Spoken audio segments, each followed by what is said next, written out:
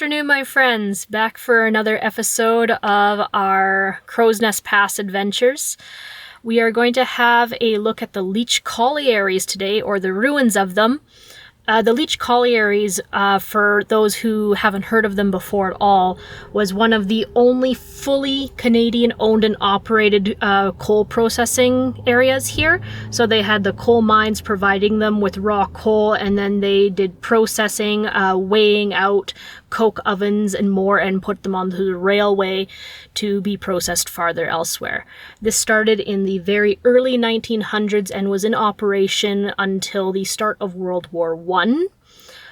Several of the building foundations are still here with interpretive walking trails, so we're going to take you on a little tour through them. Let's go.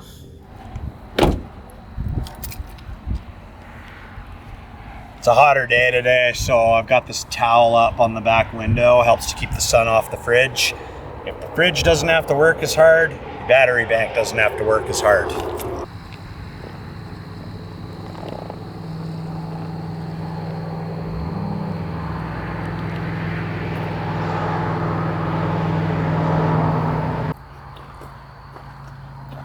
Billy Hamilton, mine manager.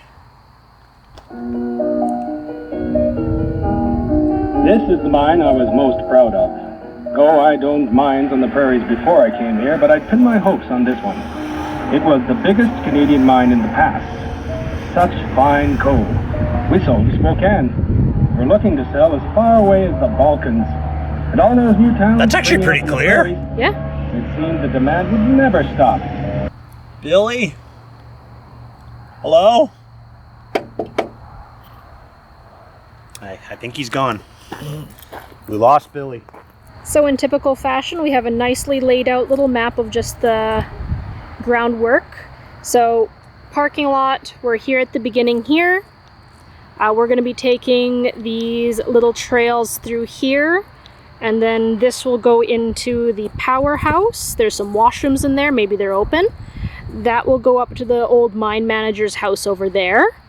And then we can walk along and see what is left of their washery and their tipple as it goes over the creek. And then this long line here is the, well, collieries themselves.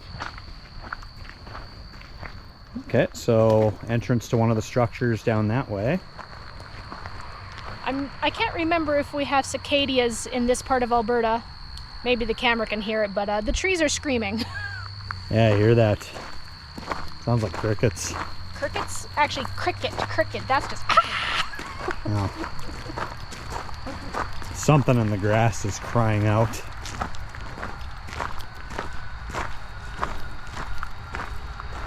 Oh, the RCMP, back when they were called the Northwest Mounted Police, they had a detachment here. Mm-hmm. Most westerly outpost at the time. Police post was located at Crowsnest Lake, but the name for this site, Police Flats, has persisted to this day. Cool. I mean, I guess that would make sense if a lot of people were coming out here to work. Oh, for sure. And the post over there said it was trying to make a dent in the cattle rustlers of the area. They needed a police force.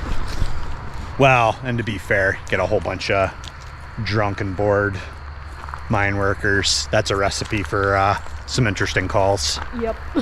When I was a kid, I used to touch these little guys, but then I heard much later that the white spines actually are, if not straight up venomous, then they're not very friendly to humans. So.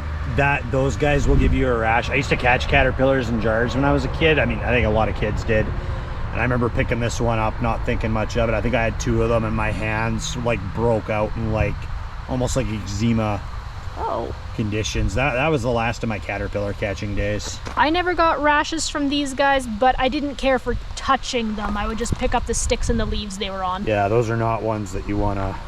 They look fuzzy and cute, but those are not ones that you want to touch. I've walked through here a bunch of times over the years, and I gotta say, respect to the people that take care of this place. It is always so well maintained. Mm-hmm. Like, they do a fantastic job. That little bit of foundation that you see right across this tiny little stream here, yep, that would have been part of the washery, I think. Okay. Sorry, I should have taken a picture of the map right at the front, but washery and tipple over there. And then as we walk over this nice little bridge here, you'll see the start of the powerhouse.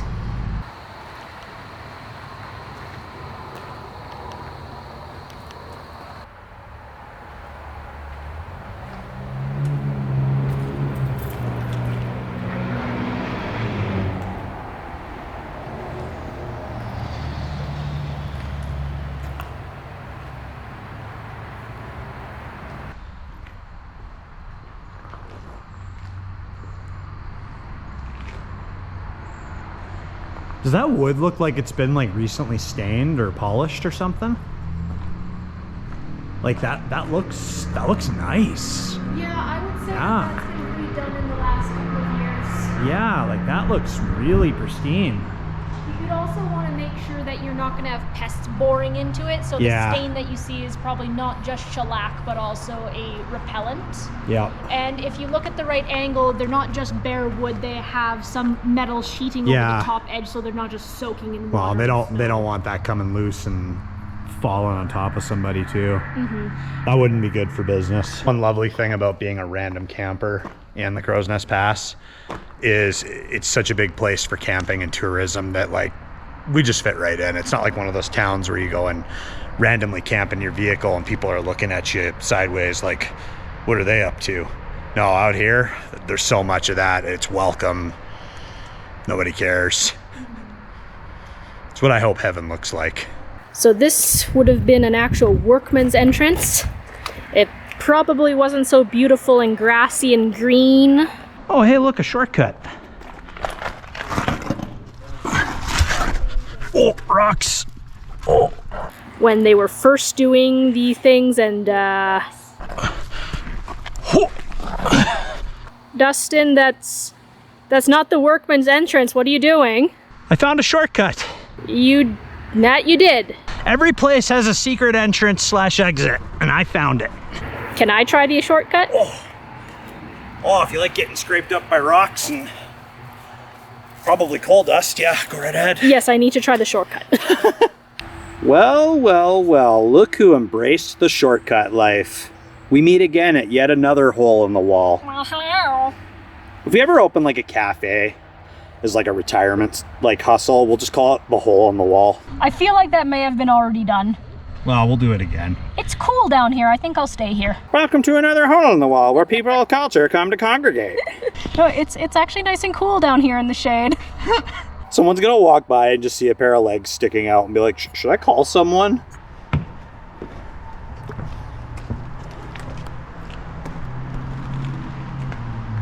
So in the previous room, there was a guy in here with his buddy.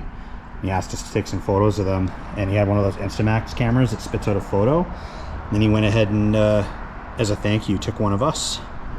So it might be coming up a little blurry on the GoPro, but yeah, we've got a nice little photo memento in addition to the video we're making. I don't want to ruin it, so I'm going to carry it like this until we get back to the truck, and then maybe we'll put it up onto the sun visor. Yeah, I do have that pouch up on the sun visor that I haven't been utilizing much. We can put it in there. Good idea. And then I'll probably forget about it for a year. Yeah, probably.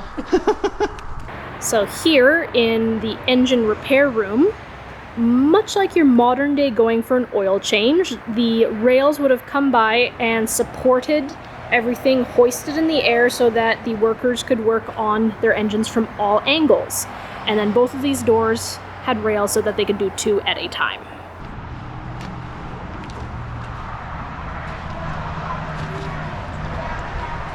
You know, we have doors in this establishment. We're civilized people here. I do what I want.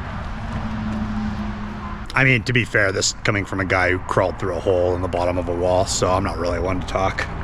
Okay, so moving beyond the main structure, we're now going down the road toward the old master's house. Yeah, the old manager's house.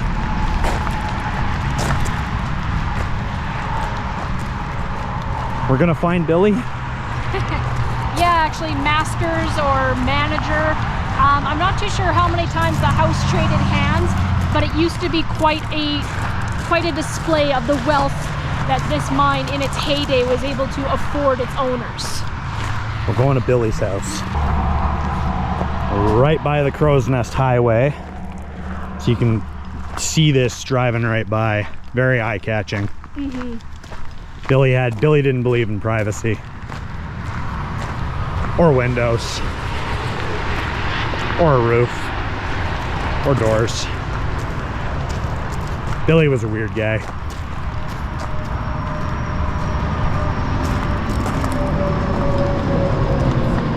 Well, this was probably a beauty of a house once upon a time.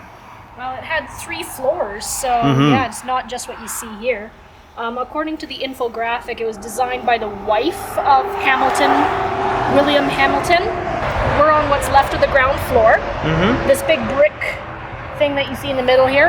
Yep. Their grand central fireplace. Oh, So that would have been stoking heat. I would have kept the whole house nice and warm. That's the whole point. So above us would have been the second floor. The fireplace heat would have been shimmied through to the second floor from there. Those concrete pylons that you saw outside, those were supporting a veranda that went almost all the way around the house. So biggest wraparound porch you can imagine. And then they had a wee little cupola right on top.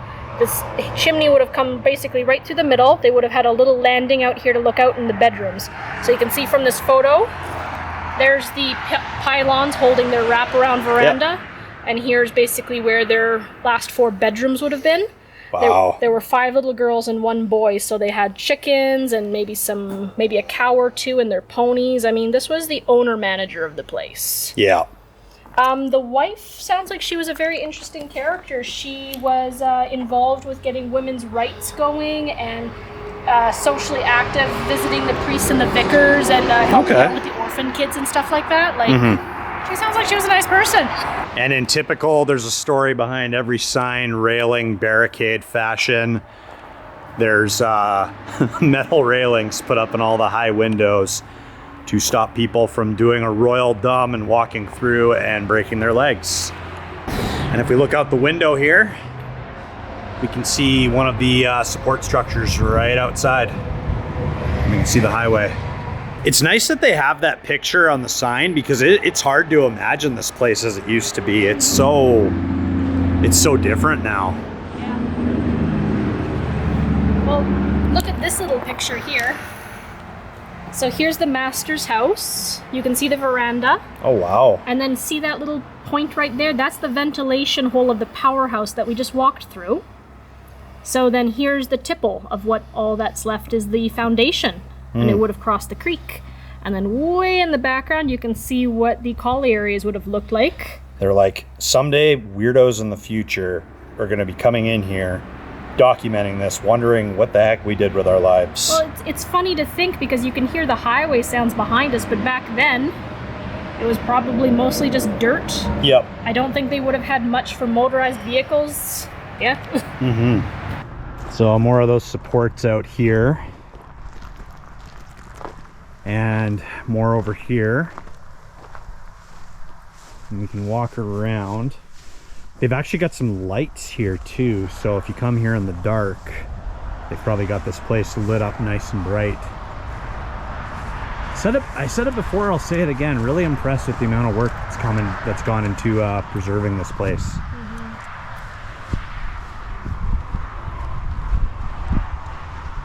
Yeah, that's where the support strut would have connected. Yeah. Over here. They had one on the other side actually. There's still a piece of wood coming out of the building and connecting to one of them.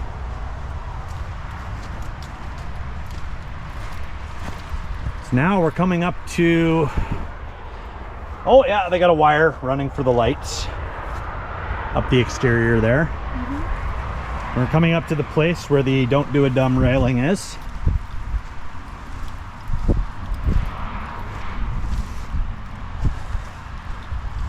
Oh, and broken pieces of the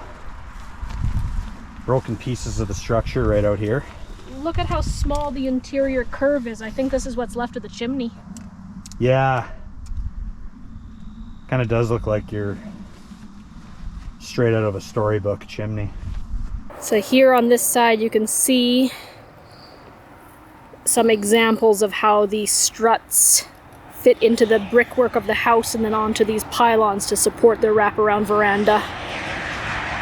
So imagine 5 kids with their dog running around enjoying their childhood on the grass out here while their dad oversaw the work in the mine. Up the hill behind Billy's house we go.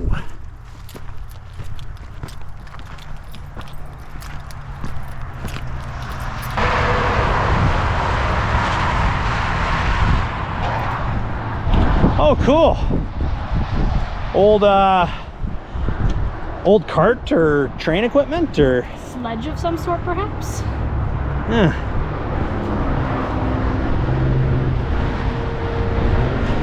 Yeah, I think it was supposed to slide because we have the runners turned up here, and here we have the attachment points. Yeah, that was definitely for hauling equipment or product. For sure. Coal sorting and loading. Yeah. So the tipple is an absolutely massive building. You can see one of the supports is just laying in the grass here. And if you squint past all this crazy overgrowth, you can see some of the foundation there. And a little bit farther up the hill, you'll see more of those supports. This gigantic building would have been nearly as tall as the hill up there, and gravity would have helped their conveyor belts move everything down to their sorting tables. And of course the stream would have supplied power in the form of steam as everything worked its way through what wouldn't have been overgrown trees and over to the powerhouse that you can see through the trees there.